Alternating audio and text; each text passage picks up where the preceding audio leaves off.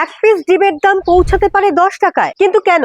ডিম এখন 8 টাকা পিস বিক্রি হচ্ছে, 9 টাকা থেকে 10 টাকাও হতে পারে। টানা চলবে এই দাম অন্তত জানুয়ারি পর্যন্ত। আমাদের কাছে 15 টাকাও বলে, আমাদের কিচ্ছু করার নেই, আমাদের 15 টাকাই কিনতে হবে। 10 টাকা মতন বাড়তে পারে, বললাম পেটিতে 20 টাকা 21 টাকা বাড়বে। বিক্রি কমেছে, দামটা বড্ড বেশি হয়ে গেছে, লোকের গায়ে লাগছে। নিশ্চয়ই অসুবিধা করবো, ডিমের সঙ্গে সঙ্গে সব জিনিসের দাম দিতে পারবে। কিন্তু কেন এতটা বাড়ছে ডিমের দাম?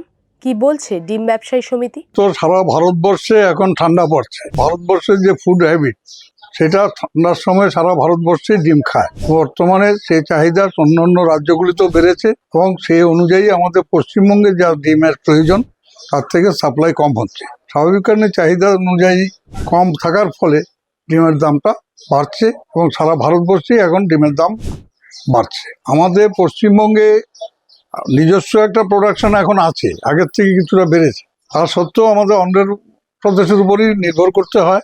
ফলো করুন আনন্দবাজার.com।